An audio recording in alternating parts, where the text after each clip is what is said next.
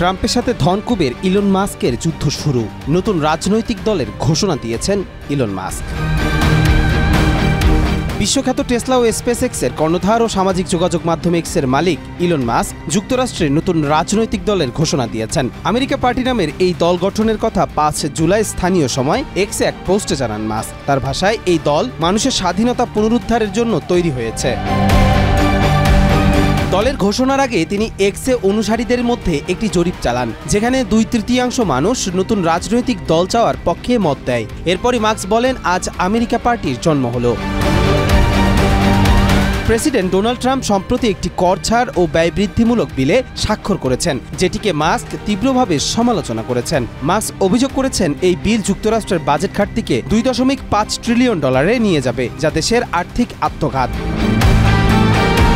ট্রাম্পের সঙ্গে মাস্কের দ্বন্দ্ব এখন একেবারেই প্রকাশ্য। ট্রাম্প হুমকি দিয়েছেন মাস্কের প্রতিষ্ঠানগুলোর ওপর সরকারি সহায়তা বন্ধ করার, আর মাস্ক জানিয়ে দিয়েছেন তিনি তাদের বিরুদ্ধে লড়বেন যারা ট্রাম্পের এই বিলকে সমর্থন করেছেন।